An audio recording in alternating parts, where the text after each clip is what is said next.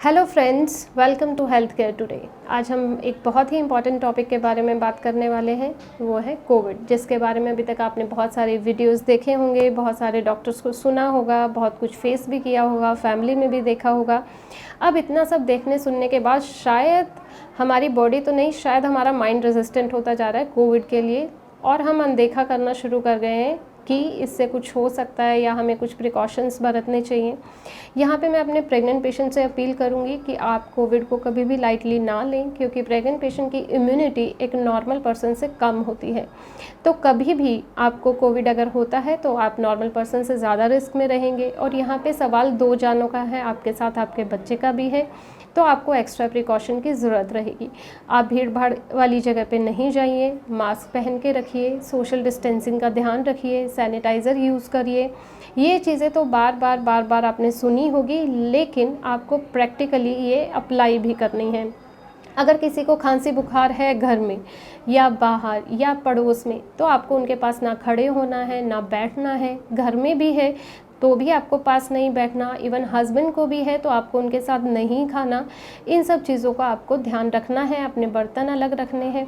Vaccination के लिए अभी भी बहुत सारे लोग रिलक्टेंट हैं कि प्रेगनेंसी है, हमें वैक्सीनेशन नहीं लेना है। तो मेरी आपसे गुजारिश है, अगर आपको प्रेगनेंसी आने वाली है, आ गई है, आप प्रेगनेंसी के किसी भी ट्राइमेस्टर में हैं, आप सेफली वैक्सीन ले सकते हैं।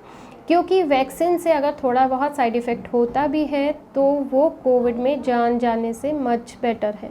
क्योंकि मेडिसिन में हमेशा रिस्क बेनिफिट रेशो सिनेरियो देखा जाता है, तो रिस्क बेनिफिट रेशो को देखते हुए आपको कोविड का वैक्सीन लेना है और नहीं लेने की गलती आपको नहीं करना है।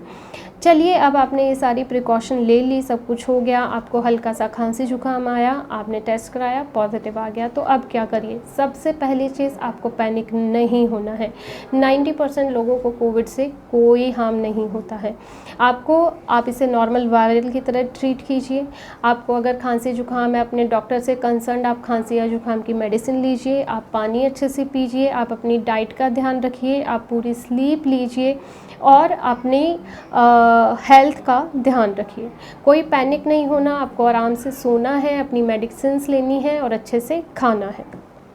इसके अलावा अगर आपकी तबीयत बिगड़ती है, आपको लगता है कि आपको सांस में दिक्कत हो रही है, तो भी आप पैनिक ना हो, क्योंकि प्रेग्नेंट पेशेंट को थोड़ा बहुत सांस में दिक्कत होता है। ज़रूरी नहीं कि ये आपको कोविड की वजह से हो सकता है कि आपको ये सांस में दिक्कत पहले से हो रही थी, लेकिन कोविड का सुन के आपको एंजाइटी की वजह से ये बढ़ रही हो। अगर आप अपने डॉक्टर से मिले हैं, आपका ऑक्सीजन सैचुरेशन ठीक है, डॉक्टर ने कहा है आप ठीक है, तो आप भरोसा रखिए, निश्चिंत ही आप ठीक है।